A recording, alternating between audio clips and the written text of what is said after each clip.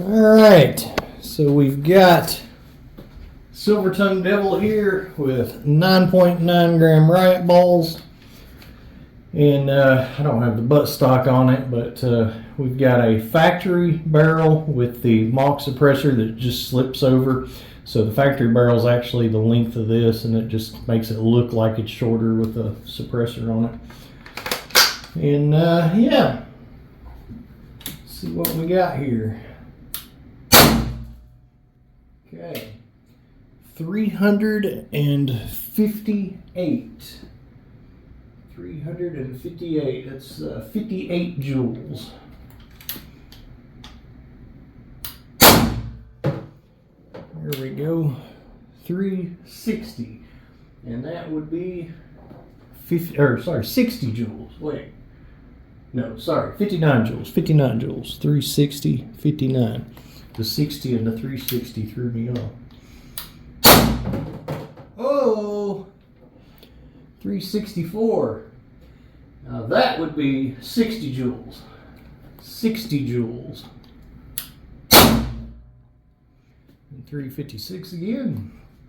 Again, I don't know. What was the first one? 360. So it's hitting like 5960. 5960. But we did hit 60. Nice.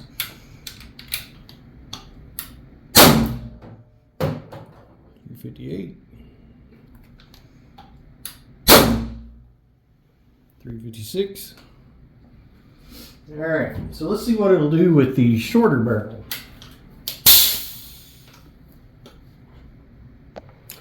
So I use the Wixon metal replacement detents because they're exponentially better than the factory metal detents. So in order to, gosh, I've got the hiccups. In order to change the barrel, good Lord.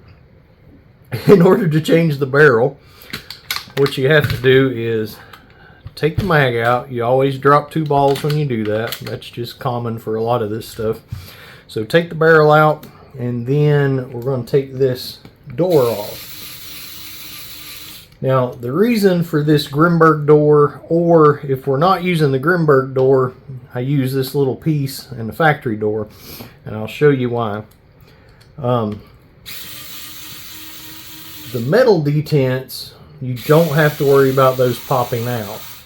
But if you're using Wixon detents, or if you're using a Grimberg barrel with their little rubber detents, either one of those choices, you have to put something in here to hold pressure against the detents. Now the Grimberg door, I don't want to lose that. The Grimberg door actually has the little piece built onto the back of it that puts pressure against the detents. They designed it for their barrel, but it works perfect for a factory barrel or a power barrel with Wixon detents. Now, if you don't have a Grimberg door, there's these little pieces you can buy off of eBay, and they pretty much do the same thing. So they're going to fit in there like that, and then the door itself holds that in place. Alright, so that's just basically keeping your detent from popping out under the pressure. However, when you have either one of these two setups going on, you have to take that off in order to pop your barrel out. So you just push in and turn counterclockwise just a little bit, and they slide right out. And then put your other barrel in, just twist it till you find the groove, and twist it till you see that your detent is in the right place, and just put your door right back on. I'm not going to make you sit through that. I'm going to top the tank back off, and we'll find out where we're at with this barrel. Alright, I've refilled the magazine with 9.9 gram riot balls. Very important with these to not dry fire them. I also suggest that you don't use any lightweight balls like the 3.7 gram balls. Reason we're not using V2s or V3s in this is because they're a bit tight for these barrels. So my favorite ball for this setup is going to be the 9.9 gram riot balls because they've got enough weight to give it good back pressure. That makes your pin hold up a lot better. It's not just slamming.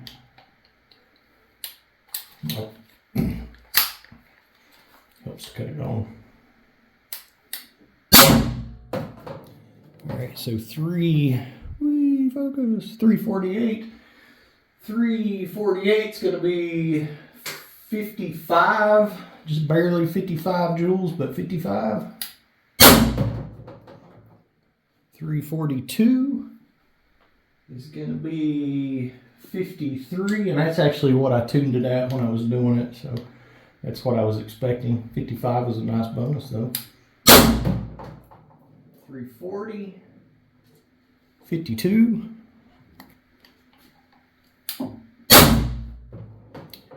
342, 53 again, 340, good times.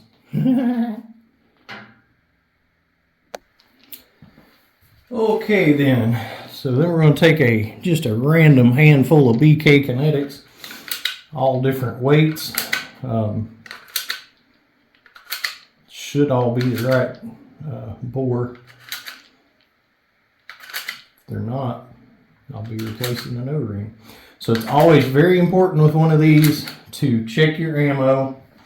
If you're not me, I pretty much know what these are, but check your ammo. And it's simple enough to do. Drop it down the barrel. If it falls back out, it's good to go. If you got to push it down the barrel, or you have to take the barrel out and push it back out, don't use it. It's too tight. So there we go. It's important not to, be dramatic about it and slam the magazine in or anything. Just put it in. Make sure to always pull down to make sure it's locked. Yeah, they cycle, son. And let me just show you guys a little something. I've done a lot of different little demos with BK Kinetics and stuff, but I'm going to show you something. So 9.9 gram right ball. Let's see here. Hopefully you can see it. There you go. So 9.9 grams. See it? All right.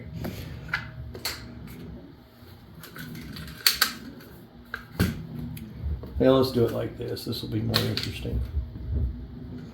All right, so 10.41 gram BK Kinetic, okay? Hopefully this won't cause jamming issues mixing the ammo, but anyway. 8.17 gram BK Kinetic, okay?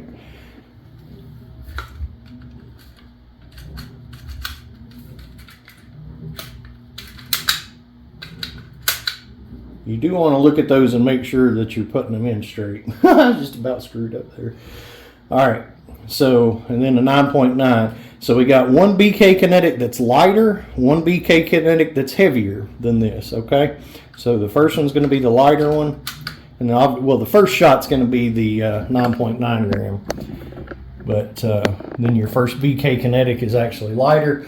I had already shot that with some stuff before. These things are getting expensive, so I taped it up so there wouldn't be any confusion.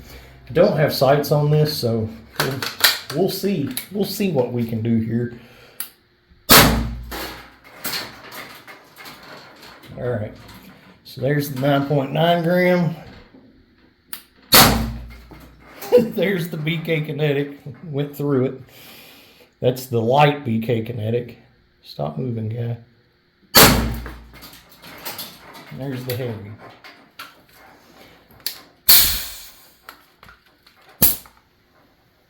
It's always good to go ahead, especially when you're doing a build like this that doesn't even have the buttstock and it's easy to do.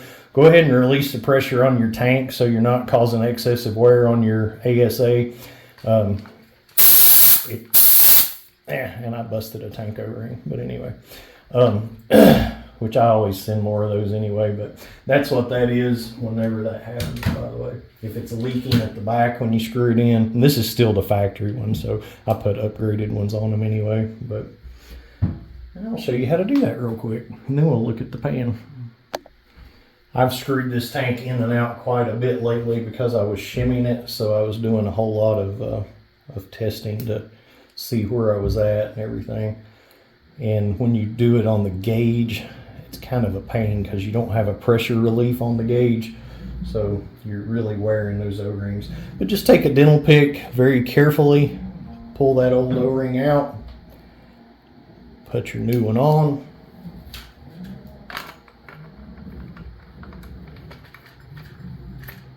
Problem solved.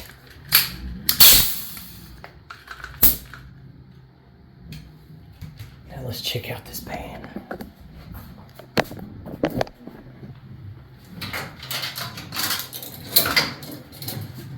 9.9 gram ball,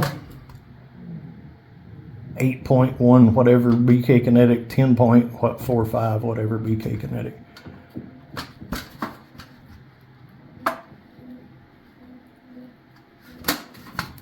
Yeah, that's why I carry BK Kinetics and my FSCs and my VKSs.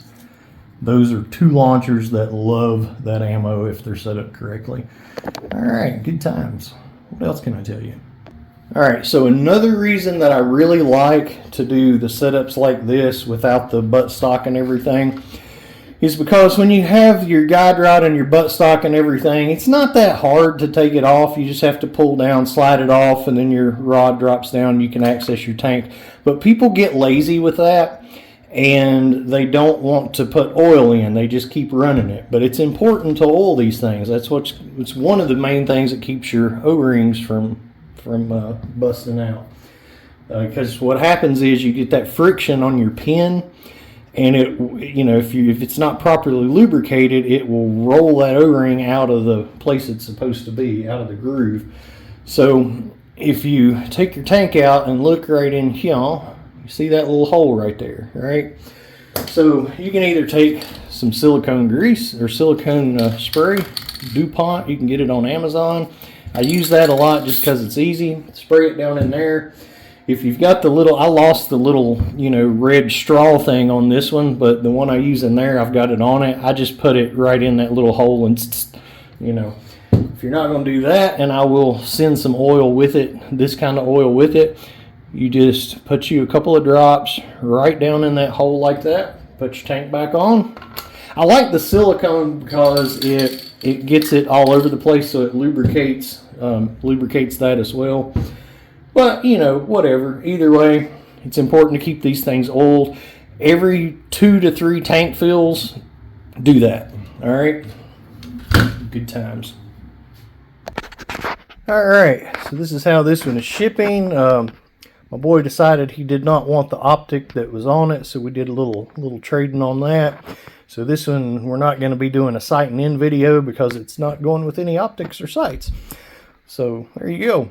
So it's going with both tanks, both barrels, and then a bunch of other goodies. But there she sits. Beautiful launcher, I think. I really dig it. I think that that vertical grip really sets it off. And then this one has a really, really nice handguard with that cut in it. I really like it. So there we go. All right. Any questions? Good times. Guys, make sure to like this video. Make sure to subscribe to the channel and hit that notification bell thing or whatever it is. I'll never say smash it. I just can't bring myself to do it. It's just not me, peeps. It's just not me.